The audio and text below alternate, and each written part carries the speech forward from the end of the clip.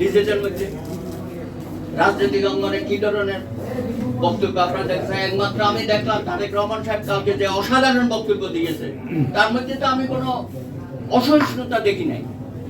তিনি তো সবাইকে আহ্বান করেছে যে আপনারা শান্ত থাকেন, সহযোগিতা করেন, কিন্তু আমরাই উস্কাইতেছি, আমরাই বলতেছি বিএনপি সময় দিতে চাই না, 30 দিন বলতেছে, 90 দিন বলতেছে, ইত্যাদি ইত্যাদি। এগুলো অনেকে অনেকভাবে বলে, কিন্তু মূল জায়গাটা তো আমাদের দেখতে হবে যে আমরা কি একে অপরের প্রতিপক্ষ? একসাথে কাজ করেছি না, আমরা সবাই মিলেই তো করেছি, বিএনপি সহ, এবং যারা ছিল না আমাদের যুগপথের মধ্যে তারাও তো একসাথেই ছিলাম আমরা মাঠে ময়দানে। তো আমার কথা হচ্ছে এই যে আপনি দেখেন নির্বাচন কমিশন এখনো গঠন করতে পারি নাই, অথচ সেটাই হচ্ছে আলাপ আলোচনার বিষয়। সেটা রাজনৈতিক দলের অংশীদারিত্বের প্রয়োজন আছে, কিভাবে করবে। এখন আমার কথা হচ্ছে ভাই, একটু আমরা ধৈর্য ধরি। বহু পথ আমরা পাড়ি দিয়েছি, 53 বছর। মহান মুক্তিযুদ্ধের পরে একটা সুযোগ ছিল, আমরা জাতীয় সরকার গঠন করতে পারি নাই। কি অবস্থা হয়েছে আপনারা জানেন। অনেকেই বলেছেন যে 90-এ আরেকবার সুযোগ ছিল, সেটাও আমরা কাজে লাগাতে পারিনি।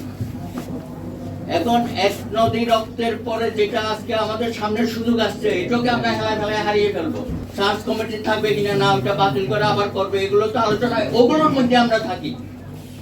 আমরা পিএসসি পুনর্গঠন করতে পারি নাই, দুদক পুনর্গঠন করতে পারি নাই, মানবাধিকার কমিশন পুনর্গঠন করতে পারি নাই। একটা হিমালয় সমান সমস্যা নিয়ে এই সরকারের যাত্রা শুরু হয়েছে। আমি সবার কাছে অনুরোধ করবো, আবেদন জানাবো, আমরা সবাই একটু ধৈর্য ধরে অপেক্ষা করি। অতিরিক্ত কিছু করলে কিন্তু আবার সেই আমরা আবার জিরোতে চলে যাব, গ্রাউন্ড জিরোতে আবার চলে যাব। আমরা যেন এটা ভুলে কেউ না করি, আমরা সবাই দায়িত্বশীলতার পরিচয় দিই। এবং তারা কি বলেছে যে আলোচনা করবে না, শুধু বলতেছে আলোচনা করেন আলোচনা। আর সব বিষয়ে কি আলোচনা করতে হবে নাকি?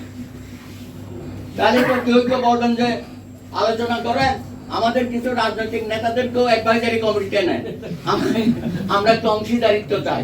আছে কিন্তু এরকম কথা বলছে, বলে এটা কেউ রাজনীতি করে না। এদের উচিত ছিল কিন্তু রাজনৈতিক নেতাদেরকে অ্যাডভাইজারি কমিটিতে নিয়ে নাকি আরো ভালো হইতো, হয়তো হতো।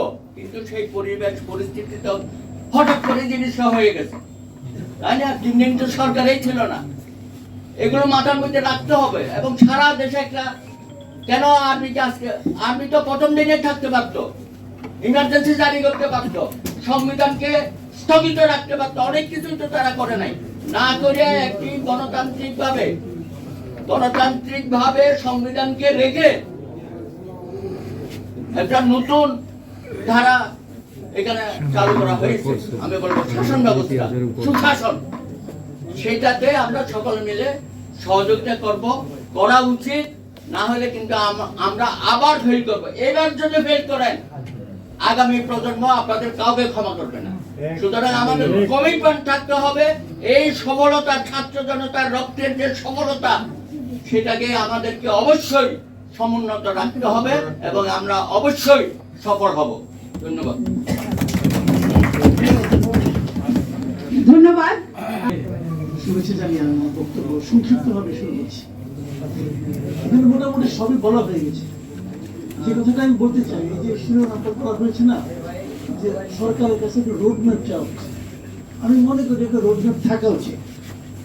আমাদের এখানে যিনি আয়োজন করেছেন, আমাদের যে মডারেটর, উনি কিন্তু বারবার বলছিলেন যে একটা যৌক্তিক সময় সবাইকে দেওয়া। এখন এই যৌক্তিক সময়টা কত? ধরা যাক আমাকে বলা হলো যে আপনি যৌক্তিক সময় পর্যন্ত কথা বলবেন। বলুন তো আমি কতক্ষণ কথা বলবো? এই যৌক্তিক সময়টা কি আমি নির্ধারণ করব, নাকি উনি নির্ধারণ করবেন, নাকি দর্শক যারা আছেন, শ্রোতা যারা আছেন, তারা নির্ধারণ করবেন? যার পেটে এই মুহূর্তে ক্ষুধা আছে, উনি চাইবেন তাড়াতাড়ি বক্তব্য শেষ হোক, যে আমি লাঞ্চটা করবো। আর যে এইমাত্র লাঞ্চ করে আসেছেন, তার তো কোনো সমস্যা নাই, বলবেন ভাই বলেন, আপনি বলেন, ভালো, সমস্যাটাকে শুনি। যৌক্তিক সময়টা কে নির্ধারণ? উনি কিন্তু নির্ধারণ করে দিলেন যে আপনারা সবাই 1 মিনিট বলেন। কেউ কি 1 মিনিট বলেছেন? কেউ বলেন নাই। কারণটা কি? কারণ যারা বলেছেন তারা মনে করেছেন 1 মিনিট কোনো যৌক্তিক সময় হতে পারে না। তাহলে ঘটনাটা কি ভাই? আপনি ধরেন আপনার বাড়িতে আপনি একটা রুম নতুন করে বানাবেন, আপনি যখন একজনকে কার্পেন্টার ডাকবেন অথবা একজন রাজমিস্ত্রিকে ডাকবেন অথবা একজন আর্কিটেক্টকে ডাকবেন, আপনি প্রথম কি জিজ্ঞাসা করবেন বলেন তো? প্রথম প্রশ্ন, ভাই তুমি কত নিবা এবং তারপরে তুমি কত দিনে করবা? এখন উনি যদি বলে আমি এটা যৌক্তিক সময়ে করব, ভালো কথা করবে যৌক্তিক সময়ে। এখন উনি যৌক্তিক সময় করতে, উনি যদি এক্সপার্ট হয়, উনার যদি আরো কিছু চাহিদা থাকে যে এখানে শেষ করে উনি আরেকটা কাজ ধরবেন, বড় কাজ, উনি কিন্তু ওনার যৌক্তিক সময় তখন 3 দিন হবে। আর উনি যদি মোটামুটি বেকার থাকেন, আমাদের অনেক উপদেষ্টার মতো অবসরপ্রাপ্ত থাকেন, কাজ পাচ্ছেন না, তো উনি কিন্তু আস্তে আস্তে ঠুক ঠুক ঠুক ঠুক করে ওটা চালাবেন। বলবেন ভাই আমাকে কাজ দিলেন কেন, এটি আমার যৌক্তিক সময়। এখন প্রশ্নটা হলো এখানে, ভাই আপনি কত দিনে করবেন আর আপনি কি করবেন? এটা কিন্তু সবার মনে প্রশ্ন আছে। সবাই বলতেছে আমরা 15 বছর এই সমস্যা ছিলাম, ওই সমস্যা ছিলাম, আরেকটু অপেক্ষা করতে পারেন না? আমি পারি, আমি আরেকটু অপেক্ষা করতে পারি। প্রশ্ন হচ্ছে আরেকটু মানে কতটুকু? এটা বলেন আমাকে, যে আরেকটু মানে 3 দিন বলেন, আরেকটু মানে 2 বছর বলেন। ওরা যদি বলেন আমার 5 বছর লাগবে, দেখবেন মানুষের চেহারা চেঞ্জ হয়ে গেছে। বলে ভাই তুমি কেন 5 বছর নিবা? কারণটা কি? তুমি কি এই 1 মাসে প্রমাণ করতে পেরেছো যে তুমি 5 বছর পর্যন্ত থাকার যোগ্য? পেরেছো প্রমাণ করতে? দেখেন আমি একটা কথা বলি, দ্রব্যমূল্য, বিদ্যুৎ, আইন শৃঙ্খলা, এই 3টা খাতে এই সরকার মিজারেবলি ফেল করেছে। অন্য সময় হলে এই সময় আন্দোলন হতো, আন্দোলন হচ্ছে না কেন? হচ্ছে না এই কারণে আমরা আসলে একটা হাবিয়া দুজকে ছিলাম। আমরা হাবিয়া দুজক থেকে বের হয়ে এসেছি। বের হয়ে আসার পর দেখতেছি আমার এই আঙ্গুলে আগুন লাগে, এই আঙ্গুলে আগুন লাগে, এই আঙ্গুলে আগুন লাগে। এই 3 আঙ্গুলে আগুন কিন্তু আমি অন্য সময় সহ্য করতাম না, কিন্তু আমি তো দোজকে ছিলাম ভাই। দোজক থেকে বের হয়ে এসেছি, এই জন্য ওই তাপটা এখনো টের পাই। 2 দিন যাক আমি কিন্তু হাবিয়া দুজকের কথা ভুলে যাব, তখন ওই আঙ্গুলের সামান্য তাপ আমার কাছে অসহ্য লাগবে। তখন আপনি কি করবেন? আপনাদের কি সেই প্রিপারেশনটা আছে? অনেক কথা বলবেন। একটু আগে আমি এসে প্রথমে সেখানে শুনলাম আমাদের বক্তব্য, যে রাশেদ খান বলতেছিলেন যে বেসরকারি বিশ্ববিদ্যালয়, পাবলিক বিশ্ববিদ্যালয়, প্রাইভেট বিশ্ববিদ্যালয়ের মধ্যে একটা দ্বন্দ্ব তৈরি হয়েছে। এই দ্বন্দ্ব তো অবধারিত। এই সরকারের প্রথম ভুল যেটা ছিল, ভুল আছে কিন্তু আপনি বলবেন যে আপনি ভুল ধরেন কেন? আরে ভুলকে ধরবো, তারা তো ফেরেশতা না, মানুষ, তো মানুষের ভুল হবে না? আপনি যদি মানুষের ভুলটা ধরিয়ে না দেন, সে নিজেকে ফেরেশতা মনে করতে থাকবে। যেমনটা আমাদের আগের প্রধানমন্ত্রী মনে করতেন যে ঈশ্বর এবং সে মাঝখানের কেউ নাই, কারণ ওনার কেউ ভুল ধরে দেওয়ার সাহস পেত। সবসময় দেখতেন আমাদের বন্ধু যেমন এমন হাত কসলাকসলি করতো, আমার ধারণা চামড়া বোধ হয় 1 মিলিমিটার ক্ষয় হয়ে গেছে। এবং এগুলি করতে করতে তাকে বোঝানো হয়েছিল যে আপনি আসলে প্রায় ঈশ্বর, একটু বাকি আছে। তো এখন সেই বিষয়টা হবে, আপনি যদি সমালোচনা না করেন, এরাও ভাবতে শুরু করে। যেমন আমাদের অনেক ছাত্ররা কিন্তু মনে করা শুরু করছে যে আমরা এই দেশটাকে স্বাধীন করে দিয়েছি। না রে ভাই, ঘটনা সেরকম নয়।